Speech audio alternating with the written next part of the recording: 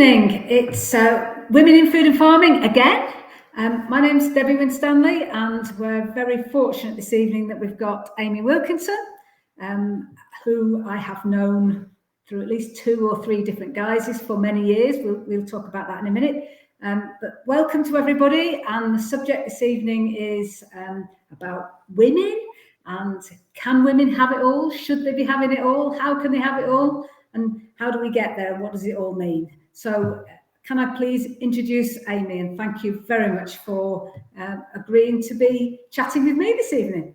Oh, thank you so much for having me. It's an absolute pleasure to be here. And I know I was supposed to come to a networking event and speak last year, and then had a bereavement in the family and wasn't able to. So I'm really pleased that I'm able to come and talk to you today, Debbie. Great. So let's first of all talk about how we first met years ago and what you were doing then, and a bit about your journey. Yeah. So, well, we've met via Sainsbury's many years ago. So when I worked in produce, and you were an agronomist at Sainsbury's? Yeah, and technical manager. So I was accountable for fresh, dominantly UK veg and spuds. But that meant I was also part of the produce team, and it was in various events that I came across you for various projects, really. And it was very nice to know you then. So. Yeah, and I do remember you as being like Debbie, the agronomist god. And I can remember, I think I can remember you covering for somebody, and I had to speak to you about, it would have been an apple or a pineapple or something, and something we had to do with a spec, and being terrified of phoning you up. And obviously you were lovely, because you are lovely, but it's funny, isn't it, how you get to know people over the years and you're like, why was I scared of that person way back when? But that's kind of what happens, isn't it, that whole retailer thing. What's really nice about our industry is that we've kind of like known each other in different guises over many years, and it's great because you make that connection, and then you keep that lovely connection, and it's the people that you interact with that really makes your life, doesn't it? So yeah. Oh, it's definitely all about the people. And I think, and obviously more recently you came on our podcast, the O for Food's Sake podcast, and talked mainly about potatoes, but you were using that as an example. And I know that was a really well listened to podcast, because I think a lot of the episode, I should say, a lot of the audience that we have don't necessarily have that specialist knowledge, so it's really great to have somebody like you that's got that kind of specialist knowledge on as well. Well, we were talking about it from the point of view of using potatoes in ready meals, weren't we? Making sure that we sourced the right variety in the right time frame from the right stores, from the right suppliers, to make it easier and better to make the ready meal, and that's really how that came about. Yeah, and I have to say, every time I shop for potatoes now, I think of you. Oh dear. And I think I'm going to get in trouble because I'm buying an all-rounder. No, don't do that. No. Talk to us about your journey, though. So I knew you as working for a supplier at Sainsbury's, and what have you done since? Well, can I go back further, because it sort of helps sort of talk about the squiggly journey that I've had in food. So I did a food science and nutrition degree way back when, well, in the 90s. And when I first came out of uni, I was on a technical graduate scheme at Sandwich Brothers, and I did a couple of years at that. And I think I didn't really know, I think a lot of us enter the industry not really knowing what the roles are and stuff like that. Quickly realised technical wasn't for me, because I'm actually not a detail person, and I'm not very good at complying. So it's just not for me. And I went into process. So process development in the factory, scaling up trials. First job was in a sandwich factory, which is like baptism of fire. You're constantly launching things, working all the hours across multiple shifts, because it's such short shelf life. But it was great, a great grounding, I think, for the rest of my career, because I got that exposure in the factory, which frankly is where it's all at if you're going to have your career in food manufacturing, which has helped me, even when latterly I've had marketing roles and all sorts, but actually that grassroots understanding the factory really, really helped me. So I did that for a few years. Then I decided I wanted to more the concept development side of things. So I moved across into a hybrid role. At the time, that was Geest. It latterly became Bakkavor, and I trained in the evenings. I did my chef's qualifications in the evenings. There's a running theme. I always feel like I have to get a qualification in everything I do. And I did that for a number of years. Absolutely loved working in MPD. And I think my heart has always been around MPD. Did it for a number of years, left Bakkavor because the factory, it was a ready meals factory, and they closed the site. Moved into produce, which is where I met you, and so that was prepared produce supplier. And I went in MPD. I was head of MPD. Looked. There was a couple of different sites, one in Corby, one in Newcastle. I was up and down the motorway a lot, and I made the decision at that point. So I'd already done technical process MPD. I get bored quite easily, I think, because I was like, actually, I want to do something else. I think partly because in MPD it can be quite difficult in something like produce, where it's like, how else can we cut this up, and what different combination of 8 fruits can we put in a pot? So there was a bit of that, but also I wanted to be the centre. I felt like I needed to be the centre of the action. I wanted to be the centre of the action. So I moved across into a commercial role. That's definitely the centre of the action, particularly in produce. So you know what it's like, Debbie, like constant supply issues. You know, I was getting phone calls from the factory at 6 o'clock in the morning saying the pineapples are stuck in the port in Felixstowe. I was getting phone calls at 10 o'clock at night saying, you know, we've shorted the order, you know, just life in the food industry, really. And I did that role for 5 years. And in that time, I had a lot of other stuff going on in my life. I was getting married. I'd lost a lot of weight. So I was exercising 6-7 times a week, and I had lots of just life stress going on, moved house, all of that sort of stuff. And basically it culminated in a burnout for me. So mental and physical burnout. And it was really quite scary because I was bedbound for a little bit. But at that point, sort of 2 things happened. I discovered coaching because I got myself a health coach at that point. And I also decided I didn't want to go back into a commercial role where you're just firefighting every day. Like my body had been under so much stress, like my nervous system was broken and it needed to repair. So I moved across into a marketing / category management role, because actually what that meant was I could do all the bits of the commercial job that I loved, which was growing the sales, doing the marketing side of things, understanding the consumer, but I didn't have like that constant.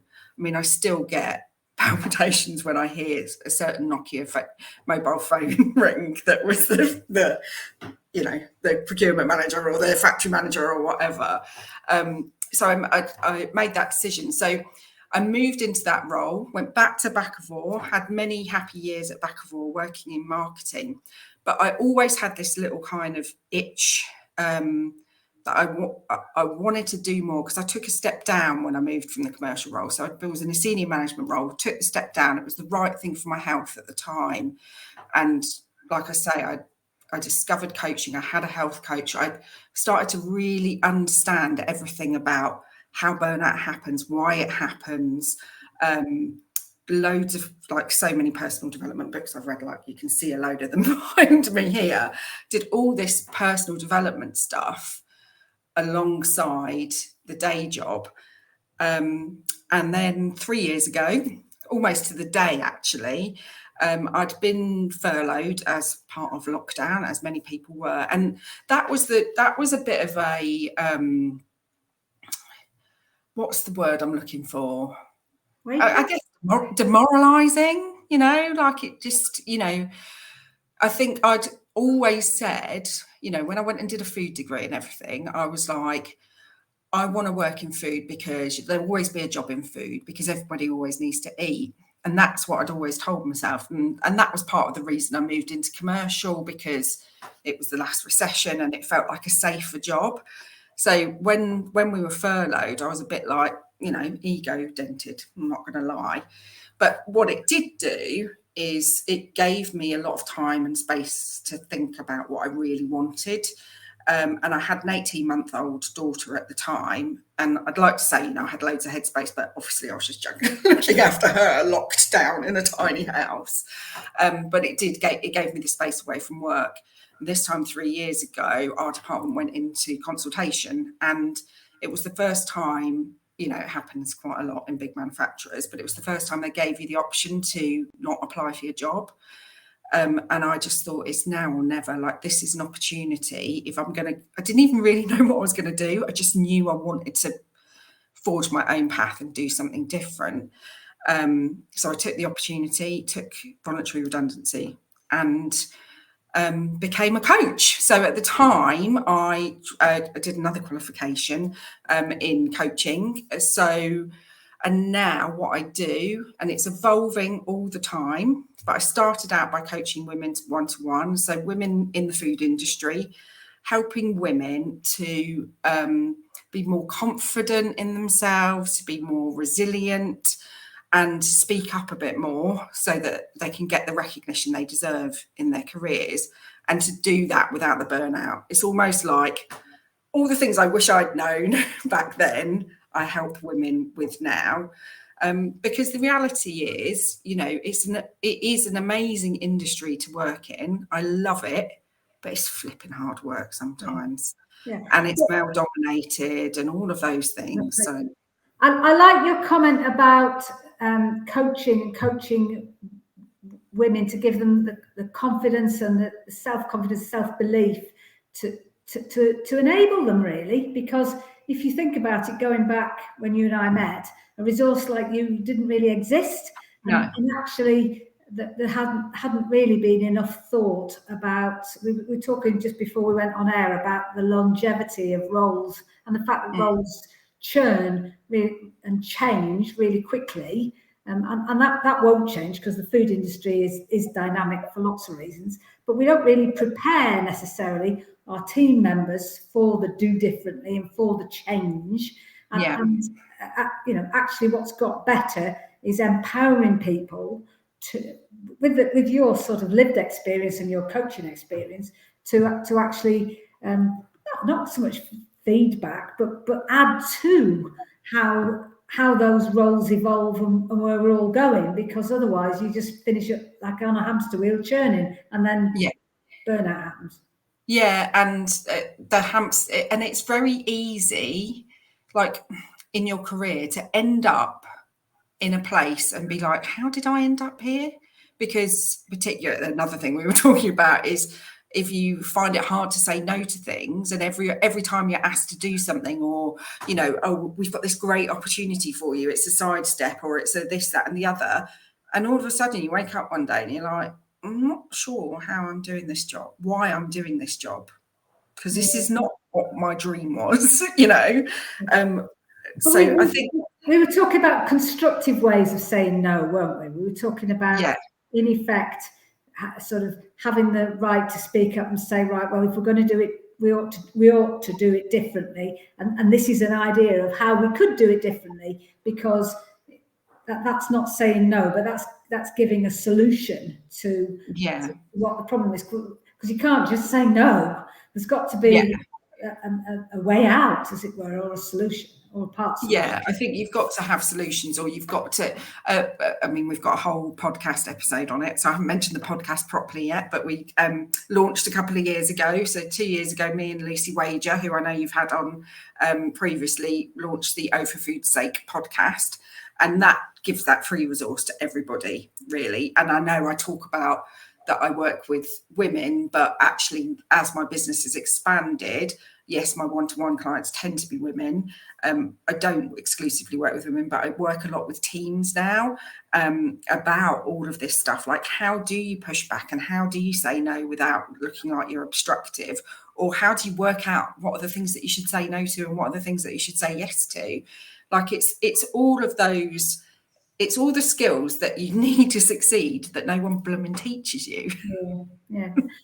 And to a certain extent, you've got to have lived experience to draw on, but to make the better off. One of the things that you and I will remember from Sainsbury's is they did actually have a lovely way of working that said, leave it on the wave behind. So, you know, there was a culture of, okay, not everything is going to go right. So, sometimes more said than done, but, you know, not everything is going to go right. And if things do go wrong, the important thing is that you go forwards and you make lots of decisions going forwards. You don't constantly look back and you don't blame backwards. So if you can get into that kind of culture where you do leave things on the wave behind, it is a more positive, forward-facing, changing, appropriate culture, really, isn't it? Yeah, and it is that reframing all of those, you know, the difficult things that we do have to face all the time. If you can reframe them, that can really help as well.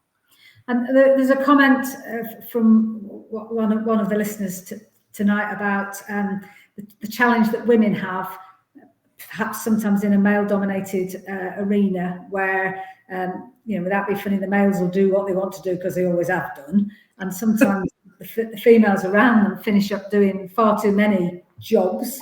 Because as a team, you've got to get the jobs done. And I totally resonate with the, you know, you think you have to be Superwoman, and you finish up burning yourself daft, just trying to do the do.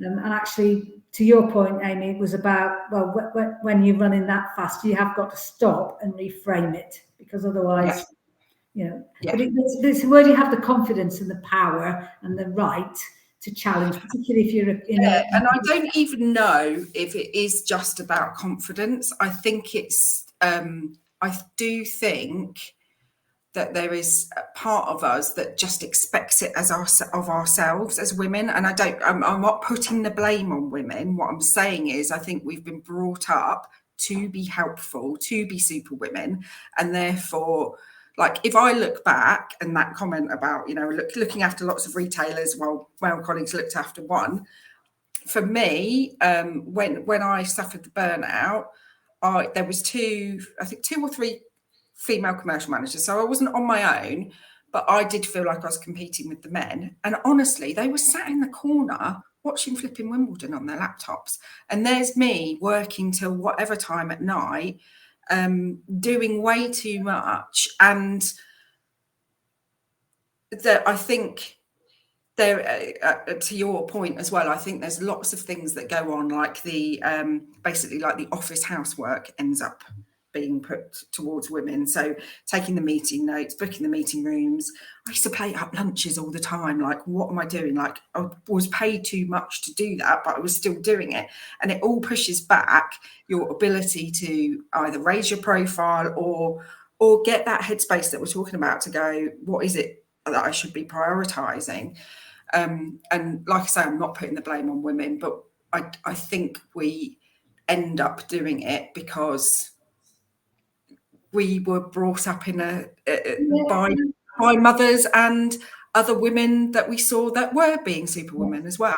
You know, I was definitely brought up in a culture where my mother and my aunties would train me to be a good woman. Which meant that if there was any social event at any level, it was my job to make sure that everybody was happy, everybody had food, etc. You know, that the washing up was being done, all of that stuff. You just trained from an early age, and I'd like to think I've got a son and a daughter, and another son and a daughter, and I'd like to think they're all fairly equal at doing stuff, because I've tried to make them. It's going to take time to shift that, because it is a big deal. Yeah, and I think that's the point, is we were, and this comes on to that women can have it all thing. I think we were given mixed messages. It's like, you can have it all, you can have the career, you can have the family, you can have this, that, and the other. But the reality is, you can't do it all. You can't do all of those things without completely frazzling yourself. And, you know, I know my mum was a feminist. She burnt her bra in the 60s or whatever. But I was talking to her yesterday, and she worked in the family business, and she worked 9 till 3. Well, whatever, like 9:30 till 2:30. and I can tell you, I try and do that on a Friday, and you cannot get any flipping work done. So we're brought up, I think there is a sort of, I feel like we're in that generation that was told we could have it all, but then still had the role models in front of us that were doing all of the domestic housework and running the family and so therefore the message is we've got to do all of those things, and it's just not sustainable. I think there are also two things with working with male colleagues that struck me. One is there is a male colleague culture in many businesses, which I hope is getting better now. But certainly I can think back to 2 businesses I worked in where there was definitely a culture. They had chat about football or about cricket, which really wasn't where I was coming from. But they also had a sort of a daily routine where they did stuff, but they also had, in effect, office downtime, which never seemed to happen in my world. And then there's the other elephant in the room, which we should talk about at some stage, which is actually almost direct bullying, again, I hope it's getting better, but you and I will have both experienced it. And and I would say that happens with men and women. Like women, it is not gender specific. It can feel harder coming from a man towards a woman because I think men, and this is a conversation I've had with a lot of women, when you're in, like, say, in a pack house or in a factory, it can feel really intimidating when a man is physically that much bigger than you and they're, shouting the odds or whatever. So that can feel worse. But I also work with a lot of women who have had female bosses that have bullied them, and that's upsetting. It's disappointing because I think we have to support each other as women in the industry. And I understand why it happens. I think there has been a culture, it's that you have to be superwoman, you have to be competitive to get anywhere because you're in that male dominated environment, but you can do it whilst being kind as well. Yes, you can do it. I think that's the point, to whatever position you're in, to be kind. It is not good when people aren't kind. And the problem with bullying is, if you are being bullied, what can you do about it? And who can you talk to? And it is about finding an ally and finding a way to flag it in some way that things change. And what I would also say is, because we got a lady called Lynn Ingram on the podcast, because we were getting lots of people messaging us on the podcast about bullying, and felt really like we were underqualified to discuss it, which is what we always do on the podcast. Like, we're like, we'll find an expert. And she came on, and because bullying is quite a difficult one because it's a bit of a grey area in the law. But if you are being bullied for one of what they call the protected characteristics, so because you're a woman, because you're gay, because you're disabled, any of those things, then it's against the law. So I always give that advice to people, to get legal advice if you really feel like you're not sure whether you've got a case or not. But it's more the subtle stuff of you will do this because, and how do you actually turn that into a better working relationship, or how can you help turn that into a better relationship? I can think of if you go back to my life in working in retail, there's some I think it is a lot, or I believe it is a lot better now, but at one stage buyers could be quite difficult to work with at times, and they would see technical not necessarily as an equal partner, and actually over time that has changed, and the better buyers see technical as an absolute opportunity to make the most of things and to do more, and that work. And it's just by finding examples, but also occasionally asking to move. That there are sort of horses for courses, and it's certainly not an easy area. But to your point, it's about giving people the confidence and the right and the self-belief to ask the right questions of the right people. So and I do think if you are in that situation, talking to a trusted friend or colleague can really help, because I think if you're in a situation where you're being bullied, or you might be being bullied, because again, it's like, how do you, what's the definition? to have somebody as that yardstick that says, yeah, no, that's not okay. Like the way they're talking to you is not okay.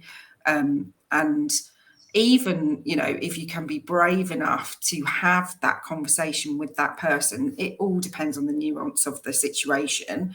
But sometimes people don't realise, you know, it can be just down to we all have different communication preferences. Yes. You know, we've all done our like colours and stuff like that at some point. If you are very driven and to the point and blunt, that can be really difficult to a person who is all about people and a bit touchy-feely, you know, and it's so like you know, a clash of personalities or clash of way of working, and actually you both probably need to move in that, you know, not necessarily move jobs, but move the way that you're communicating, the way you're interacting.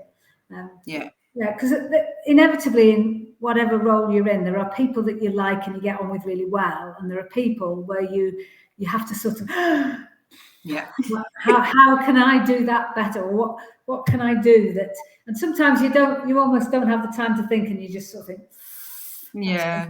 But in one-to-one coaching, I do spend a lot of time with people, often preparing them for those sorts of conversations. You know, that like they'll usually be like, oh, I want to come to you because I'm more confident, and quite quickly we get to the crux of it. Might be a particular individual that they find particularly difficult, and then we can pick apart how do you prepare yourself for that situation, because what can happen is once your mind has decided that person's a difficult person, you might be somebody that feels like they're always going to have to go into battle, or you might feel like somebody who just like, I'm just going to avoid that situation altogether. So it's like how you can sort of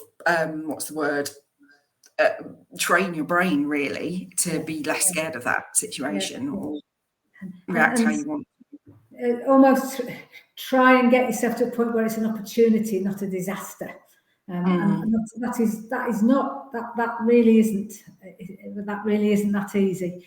I can think of one of the tricks I did where it was actually a supplier contact who I really struggled with. I actually just took the time one day to go and see them and have a chat with them, because it was becoming so frustrating that it just wasn't working. But actually taking the time out was great, because you then had a conversation and also a conversation with in their organisation, found different ways of doing, and that was just a lovely, great. You know, when I think about it now, it was a great turnaround. I think what's also happened since, without being funny, you and I were years ago, that this nice positive of when people are doing PDRs, they are judged on their relationships as well as their outputs. Whereas going back years ago, it was all about outputs, wasn't it? So it's really nice now, or proper, and a great direction that people get weighed by their relationships as well as by their outputs. And the more of that, in my book, the better. The more strategic partnerships is a lot better way of working for everybody, isn't it? Yeah, but doesn't happen without work, effort, and energy. It's not going to happen overnight. So, what have you been your light bulb moments in the last 3 years that have really given you joy in terms of? Well, that's a good question, Debbie. So I guess, right, so from a personal perspective, I would say, and this goes for anybody watching this as well, the things that I thought were my weaknesses were actually my strengths. So I would say the fact that I had worked across all of those different functions meant that I was flaky. I couldn't hold a job down, even though I knew I was really good at every single one. That's what I thought everybody would think of me. And the reality is actually the opposite. It gave me a breadth of experience that has really stood me in good stead for doing what I do now. And I think, and there's other strength, you know, the strength of building a network, stuff like that. I think when I was in a corporate job, I spent a lot of time trying to work on my weaknesses.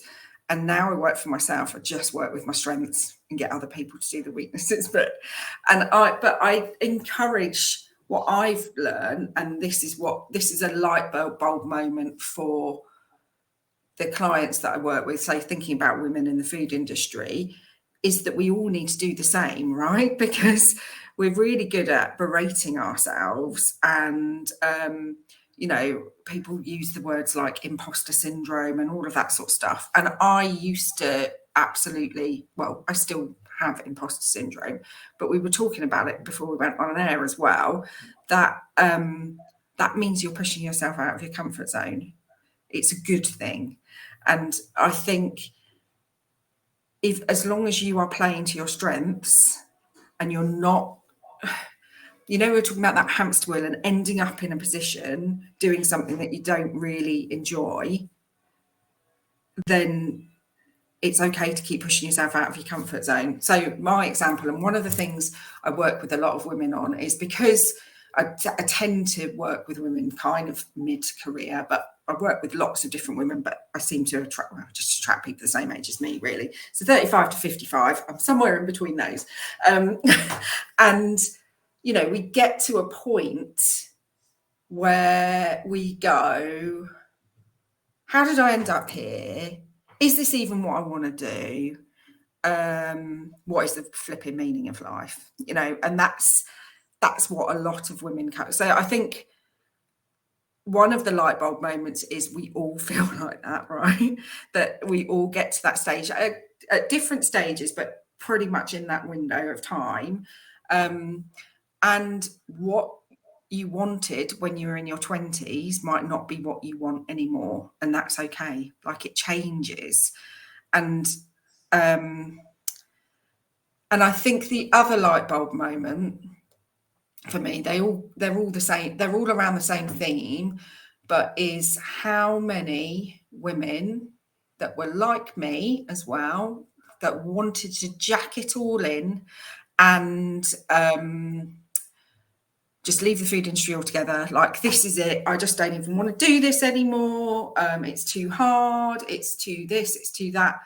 But with a bit of personal development work and a bit of coaching, I've actually realised that wasn't the case at all. And they just needed to tweak a few things, start saying no to the odd thing, start doing a bit more, getting a bit more work-life balance in, stop doing all the office admin, or, whatever it is for that person. And so many people come to me and they're like, I'm going to leave this job, I can't do it anymore. And then by the time I've ended coaching with them, they've got promoted and they're staying where they are because they love it. And it's the people thing, isn't it? I mean, for me, when I look back, the things that matter most are the interactions I've had with people and the joy that's come from that. And I love nothing more than seeing other people succeed. That's my thing. But you also very much resonate with this thing that you have to accept that actually what you need and what you want and what's reality changes over time. Back to when I was in my 20s, I was incredibly competitive. I was going to absolutely nail this job if it killed me, both physically and mentally. The passion and the power and the energy. And then as you grow older, you hopefully get a bit more sense and balance and the ability to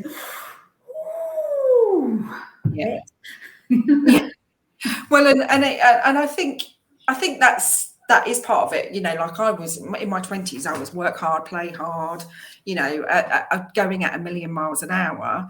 And I always think, because I had that burnout. I was 34 when I burnt out. And then I got divorced as well. That happened quite quickly after, even though I'd only just got married. All of that life stuff happened to me, and it just made me completely reassess. And then I had a daughter late in life, relatively. So I was 40 when I had my daughter. And all of those things make you look at life differently. And I probably would say, like, I'd say to myself, oh, well, I don't want to go out and I don't want to do that industry dinner or this, that and the other. Oh, it must be because I'm a mum. And then I've got loads of friends that haven't got kids and they don't want to do it either. Like, it's a life stage and an age thing. I think it's that comparison thing. Oh, well, if I didn't have kids, then I'd be able to do it. But would you really want to do it anyway? Yeah, and I think it's about the sort of the hints and tips about how you structure life and working and what's acceptable, and having the ability or the right to say, right, well, we won't have 8 o'clock meetings because they don't work for me and the kids. Let's have 3 o'clock afternoon teas, or but do it in a positive way, such that you're suggesting something that might work better Yes. than what we have now. And I think the nice thing about COVID and being shut up and everything, it has given us the opportunity to interact differently, particularly with people that we know. Yeah. I still find it quite hard to have virtual meetings with people who don't know very well.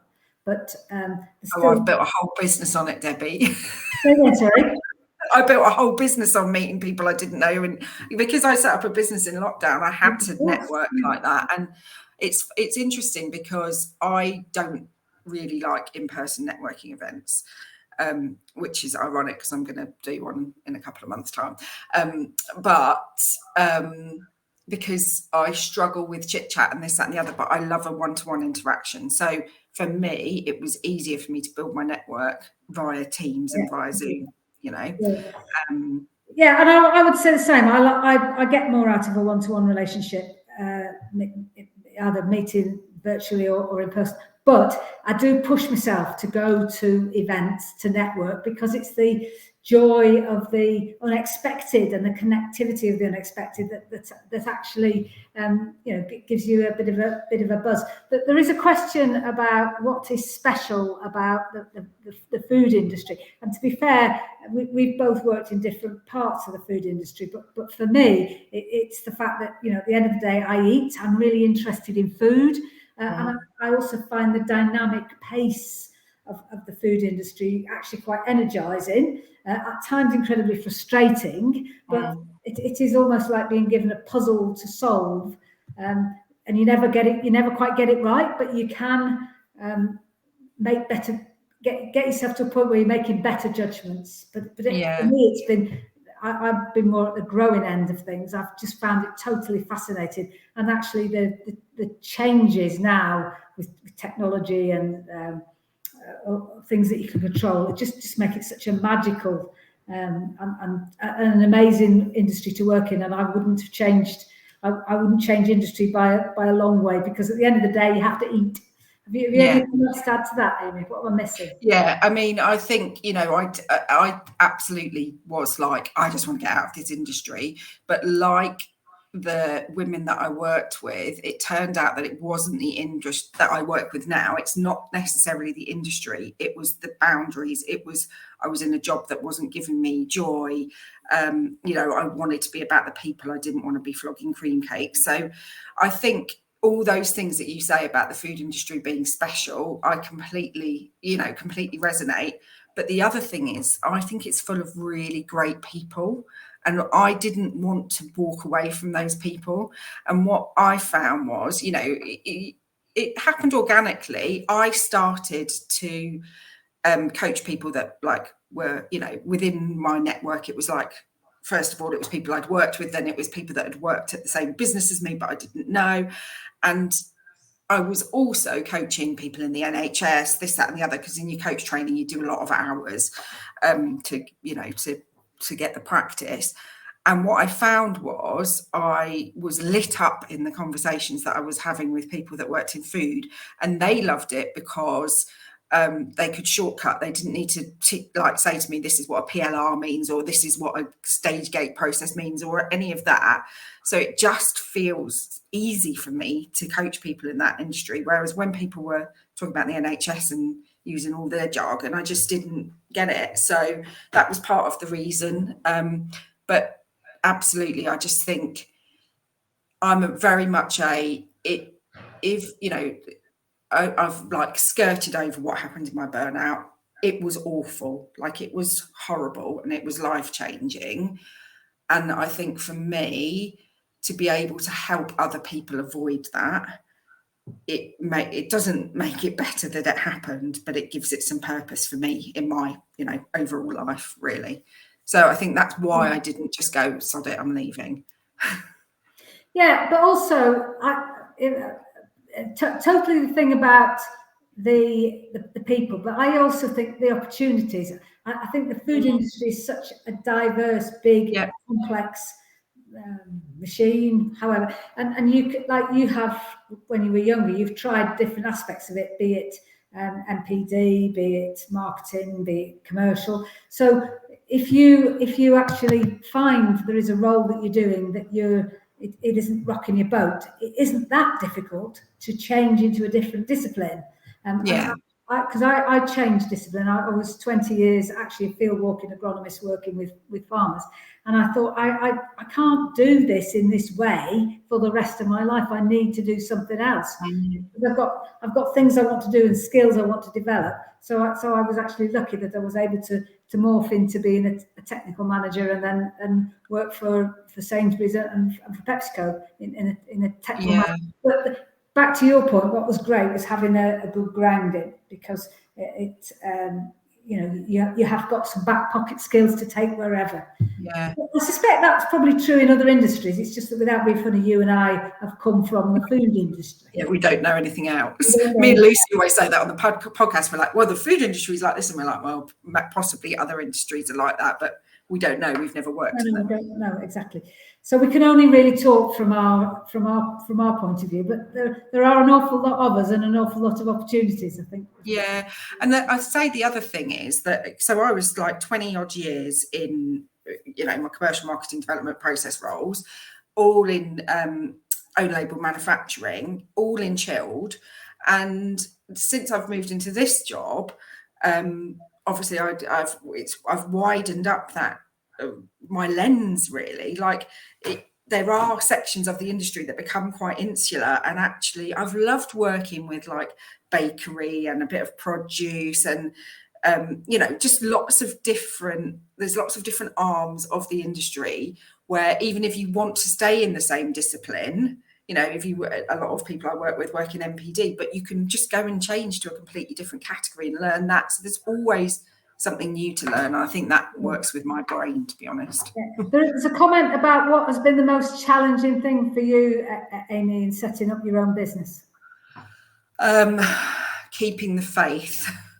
So the early days were hard. Like people are like, oh, you're doing so well. It looks like it was really easy. And I'm like, it really wasn't. Like there were plenty of Sunday nights when I was in tears, like, because I built it from nothing, and yes, I had a bit of a network, but it wasn't an amazing network. So it's been building that network. I mean, I'm just about to get to 10,000 connections on LinkedIn. And when I started 3 years ago, I had 500. So building that network has been so important, but it's also been a challenge. I was talking to somebody the other day that's just set up his own business, and it's everybody, when you do it, everybody, like the people that you used to work with and stuff like that, you're not going to get work with them straight away, the people that you've just worked with or whatever, but everyone goes on about how brilliant you are and how it's going to be great, and then they don't give you any paying work. You're like, because they can't, or they're not in a position to. But for instance, I was at Bakkavor. I will be back in Bakkavor this year doing some stuff for them. It's 3 years later. But it can be very hard, and a lot of people give up, and I had a bit of a financial buffer. It was lockdown, so I didn't have anywhere to spend any money anyway. But I had to live very frugally for that first year to get me through. And my partner had to put up with quite a lot of tears and me going, I'm just going to have to go back into a category role and it's all awful. And then the next day I'd get a new piece of work, and now I'm saying I haven't got enough time to do it all. How am I going to scale my business? It's certainly. So we've now, believe it or not, been talking for nearly 45 minutes, and we probably ought to take the last question for this evening, which is, what are your 3 non-negotiables? Oh, wow. Right, okay. Non-negotiables at work or in life. Start with work. So it's an interesting one, and I'm hesitating because this sort of links to the first question. the question about challenging things to set up your own business. When I started, I said yes to everything. And now I have a filter, and I still find it really hard to say no to things. But actually working, and it links to what you were saying before, Debbie, as well, about bullying. And there are some amazing businesses in the food industry, but there are some that are quite toxic. And my filter is now I don't want to work with those kinds of businesses. So that I think that's my first non-negotiable would be, I only really want to work with businesses that are aligned with what I'm about. And I'm in a lucky position to be able to do that now. And then can my other two be personal ones that are sort of linked to work? One is that I find balance and do something every week that is just for me. Even if it is, this morning I sat in the garden and had a cup of tea in silence for 10 minutes, because I think that's what work-life balance is about. And the other one is that my partner loads and unloads the flipping dishwasher every day, because otherwise, because I feel like I've not covered the women can have it all enough, but that is a point. Like, we need to start not doing everything ourselves. So getting that balance and doing stuff for yourself is so important in it all. And having both the right and the ability to persuade other people to do things. I think that's absolutely what you've talked about. So I think we should probably wrap it up at that. Thank you very, very much. I think that's been a most enlightening chat. I've really enjoyed it. Thank you. Me too. My absolute pleasure. No, great. And I look forward to the next. Talk about your podcast and where you can find them. Oh, so it's called Oh for Food's Sake, and you can find it pretty much in all the places that you would find podcasts, so like Apple Podcasts, Google Podcasts, and stuff like that. And there's also, if you go on Facebook, there is a Facebook community called the Oh for Fake. I can never say it without slipping up. Oh for Food's Sake community. Brilliant. Okay. So I also need to say that the beginning of next month, which is August. One of my colleagues in Women in Food and Farming, Kirsty, will be talking to Barbara Bray, who we both know, who's an amazing nutritionist. And she's actually going to talk about appropriate nutrition for different stages of life, about which she is currently doing a PhD, I think. Barbara's amazing. We had her on the podcast. I've been on her podcast. Oh. Nobody listened to that because I was talking about my battles with weight, so you don't want to listen to that. She's amazing, and she's always got a lovely smile and a positive vibe about what you can do and do differently. So definitely recommend that one. It's on the first Tuesday of August. It will be going live at 5:30 till 6:30 as this is done. But and by the time we get to September, we've then got a live and in-person event at Savills. I've actually forgotten the date, but that will be a great event as well, which Christine is organising. So we've got lots to look forward to. So have a lovely summer, everybody. If you're going on holiday, enjoy it. Preferably in some nice, gentle, warm place with a cup of tea or a glass of something.